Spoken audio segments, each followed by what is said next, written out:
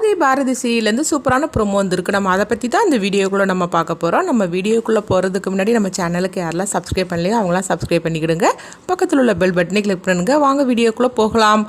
சுதாகர் பார்த்தோம்னா அவங்க பாரதியை வீட்டை விட்டே அனுப்பணும்னு சொல்லிட்டு அவங்க ஒரு திட்டத்தை போடுறாங்க. ஆனால் ஆதி திரும்பவும் பாரதியை வீட்டுக்குள்ளே அழைச்சிட்டு வந்துருந்தாங்க. அடுத்து சுதாகர் சொல்லிட்டு இருக்கிறாங்க, இவங்களை எப்படியாவது வீட்டை விட்டே அனுப்பணும்னு சொல்லி நான் முடிவு எடுத்திருக்கிறேன். ஆனால் இவங்களெல்லாம் யார் வீட்டுக்குள்ளே அனுமதிச்சது அப்படிங்கவும் அப்போ ஆதி சொல்கிறாங்க, நான் தான் பாரதியை வீட்டுக்குள்ளே நான் கூப்பிட்டு வந்தேன். அப்படிங்கும்போது எங்கள் பாருங்க ஆதி, வேற என்ன விஷயம்னாலும் நீங்கள் சொல்லுங்கள், நான் கேட்டுக்கிறேன். ஆனால் இந்த குடும்பமே இந்த வீட்டில் இருக்கக்கூடாது. என் தங்கச்சி என்கிட்ட இருந்து பிரிச்சது மட்டும் இல்லாமல் அவளுக்கு இந்த டிரைவர் பையில போய் கல்யாணம் பண்ணி வச்சிருக்கிறா. இது எல்லாத்துக்கான இந்த பாரதி தான். இவன் இந்த வீட்டிலே இருக்கக்கூடாது. அப்படிங்கும் போது பாதி சொல்றாங்க, இங்க பாருங்க, பாரதியும் அவங்க குடும்பமும் இந்த வீட்டை விட்டு போகணும்னு நீங்கள் முடிவெடுத்தீங்கன்னா அப்போ நானும் அவங்களோட போயிடுவேன். இதுக்கு உங்களுக்கு சம்மதமா அப்படின்னு சொல்லி கேட்டுட்டு இருக்கவும் இது கேட்டதுமே மித்ரா அதிர்ச்சி அடைகிறாங்க.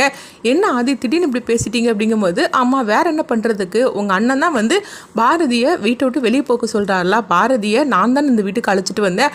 அப்படி இருக்கும்போது அப்போ அவங்கள வீட்டை விட்டு அனுப்புறது முழு உரிமை எனக்கு மட்டும்தான் இருக்குது.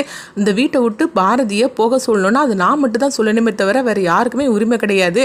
அப்படி அவங்கள வீட்டை விட்டு போகணும்னு முடிவு எடுத்துட்டிங்கன்னா நான் அவங்களோட போயிருது அப்படின்னு சொல்லவும் இது கேட்டதுமே மித்ரா சுதாகர்ட்ட சொல்கிறாங்க, அண்ணா நீ கொஞ்சம் அமைதியாக இருன்னு அப்படின்னு சொல்லிட்டு இருக்கவும், பாரதி நீங்கள் உங்கள் வேலையை பாருங்க அப்படின்னு சொல்லிட்டு இருக்கும்போது உடனே ஆதி சொல்லிட்டு இருக்கிறாங்க, இதுக்கு மேலே பாரதியை வீட்டை விட்டு போக சொல்கிறதுக்கு யாருக்குமே உரிமை கிடையாது அப்படின்னு சொல்லவும் அப்போ உடனே சுதாகர் சொல்கிறாங்க, ஆமாம் நீங்கள் சொல்கிறதெல்லாம் சரிதான், என் தங்கச்சியை கல்யாணம் பண்ணுறதுக்கு இந்த மனோவுக்கு என்ன இது இருக்குதுன்னு சொல்லிட்டு நீங்கள் இப்படிலாம் பேசிட்டு இருக்கிறீங்க அப்படிங்கவும் அப்போ ஆதி சொல்கிறாங்க, என்ன இப்படி பேசிட்டு இருக்கிறீங்க, ஏன் மித்ராவும் என்ன லவ் பண்ண தானே செய்தா, அதுக்கு நீங்கள் சம்மதிச்சிங்க. அதே மாதிரிக்கு அபியும் மனவும் ஒருத்தருக்கு ஒருத்தர் லவ் பண்ணியிருக்கிறாங்க. அவங்க கல்யாணம் பண்றதுல என்ன பிரச்சனை அப்படிங்கும்போது இங்க பாருங்க, மித்ராவும் நீங்களும் லவ் பண்ணிருந்தீங்கன்னா அது வேற விஷயம். உங்களுடைய தகுதி என்ன, தராதரம் என்ன, ஆனா இந்த மனவுக்கு அப்படின்னு சொல்றதுக்கு என்ன இருக்குது அப்படின்னு சொல்லி கேட்கவும் இது கேட்டதுமே அபி அதிர்ச்சி அடைகிறாங்க. அப்ப ஆதி சொல்றாங்க, அப்போ உங்களுடைய பிரச்சனை மனோ கிடையாது, மனோ இருக்கிற அந்தஸ்து தான் பிரச்சனையான்னு சொல்லி கேட்கும் போது, ஆமா எனக்கு அதுதான் பிரச்சனை, அவனுக்கு என்ன அந்தஸ்து இருக்குதுன்னு சொல்லிக்கிட்டு அவனை அந்த வீட்டுல மாப்பிள்ளையா நான் ஏத்துக்கிறதுக்கு அப்படின்னு சொல்லவும் அவனுக்கு என் குடும்பத்துக்கும் ஏணி வச்சா கூட எட்டாது. அப்படி இருக்கும்போது அவன் அந்த வீட்டு மாப்பிள்ளையா நான் எப்படி ஏத்துக்க முடியும் அப்படிங்கவும் இது கெட்டதுமே ஆதி சொல்றாங்க, இங்க பாருங்க யாரையும் இந்த மாதிரி நீங்க பேசி புண்படுத்தாதீங்க, அவங்களுடைய தகுதி தராதத்தை வச்சு நீங்க புண்படுத்தாதீங்க. மனோ நல்ல பையனா அப்படின்னு சொல்லி பாருங்க, அதுல உங்களுக்கு ஏதாவது பிரச்சனைனா நீங்க சொல்லுங்க. ஆனா மனோ மாதிரிக்கு ஒரு தங்கமான பையனை நீங்க எங்க தேடினாலும் கிடைக்காது. காதல்ங்கிறது பணத்தை வச்சு வராது, அவருடைய நடவடிக்கையும் நல்ல குணத்தையும் வச்சு தான் அபி மனோவை விரும்பியிருப்பா. அப்படி இருக்கும்போது மனோவை எந்த தப்புமே நம்ம சொல்ல முடியாது, நல்ல ஒரு பையனை தானே அவள் தேர்ந்தெடுத்திருக்கிறா. அப்படி இருக்கும்போது எதுக்காக நீங்கள் இந்த மாதிரிலாம் நீங்கள் மனோவை போட்டு உதாசீனப்படுத்திட்டு இருக்கிறீங்க அப்படிங்க. இப்போ சுதாகர் சொல்கிறாங்க, அங்கே பாருங்க ஆதி, இந்த கல்யாணத்தை ஒத்துக்கணும்னு சொல்லிக்கிட்டு என்னதான் நீங்கள் பேசினாலும் சரிதான், ஆனால் என் மனசு மாறாது, உங்கள் விஷயம் வேற அவங்க விஷயம் வேற, அவனை நான் என்னைக்குமே நான் ஏற்றுக்கவே மாட்டேன் அப்படின்னு சுதாகர் கோபத்தோட போகவும் அடுத்து பார்த்தோம்னா பாரதி கிட்ட ஆதி சொல்றாங்க, எல்லாம் போக போக சரியாகும், மனோ கிட்ட சொல்லுங்க அப்படிங்கவும் உடனே பாரதியும் சரி அப்படிங்கிறாங்க. அடுத்துங்க பார்த்தோம்னா அபி மனோவை தனியாக அழைச்சிட்டு போறாங்க. அப்போ மனோ கிட்ட சொல்றாங்க, இங்க பாரு மனோ, எங்க அண்ணனுக்கு பிரச்சனை வேற எதுவும் இல்லை, பணம் காசு தான், அதனாலதான் நம்மளுடைய லவ்வையும் சரி கல்யாணத்தையும் சரி அவர் ஏத்துக்க மாட்டேங்காரு. ஆதி மாமாவும் எங்க அக்காவும் லவ் பண்ணினதை அது மட்டும் அவர் ஏத்துக்கிட்டாருன்னா ஆதி மாமா பணக்காரரா இருக்கிறாரு, அதனால அந்த லவ்வை ஏத்துக்கிட்டாரு. ஆனா உன்கிட்ட ஒண்ணு இல்லாதனாலதான் அவர் நம்மள இந்த மாதிரிக்கு அவமானப்படுத்திட்டு இருக்கிறாரு அப்படின்னு சொல்லவும் அப்போ மனோ சொல்றாங்க, உங்க அண்ணன் எதிர்பார்க்கறது சரிதானே, அவருடைய அந்தஸ்து என்ன என்னுடைய அந்தஸ்து என்ன, அதனால அவர் சொல்றதுல எந்த தப்பும் கிடையாது. அப்படிங்கும்போது இங்க பாரு, காதலிக்கும் போது மனசு தான் தேவைப்பட்டது தவிர பணம் காசு தேவைப்படல அப்படிங்கவும், நீ என்ன சொன்னாலும் சரிதான், ஆனா அதெல்லாம் வாழ்க்கைக்கு சரிப்பட்டு வராது, அதனாலதான் உங்க அண்ணன் சொல்றத நானும் சரிங்கிற ஒத்துக்கிடுது. அப்படிங்கும்போது என்ன மன்னன் இப்படிலாம் பேசிட்டு இருக்கிற அப்படிங்கவும், எங்க பாரு உன்னை நான் அந்த அளவுக்கு நான் அந்தஸ்தோட நான் உயர்த்த போறேன் அப்படிங்கிறாங்க. நீ என்ன சொல்லிட்டு இருக்கிற அப்படிங்கவும் உடனே அங்க பார்த்தோம்னா அபி அவங்க ஃபேண்ட் ஷர்ட் எல்லாம் அதாவது ஆபீஸ்ல வேலை பார்க்குற மாதிரி அவங்க எடுத்து கொடுக்குறாங்க.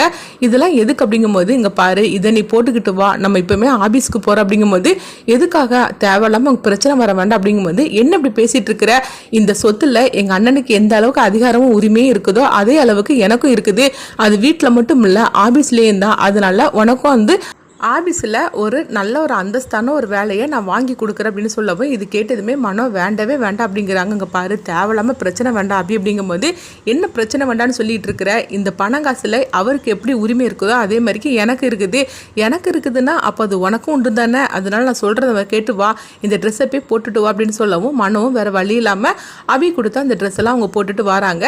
அடுத்து பார்த்தோம்னா மனவை வந்து அழைச்சிட்டு போகவும் அப்போ மனம் எவ்வளோ வரமாட்டேன்னு சொல்கிறாங்க. அபி வந்து வற்புறுத்தி அவங்களை அழைச்சிட்டு ஆஃபீஸுக்கு போகிறாங்க. அங்கே போனதுமே சுதாகர் இருக்கிற கேபினுக்கு வராங்க.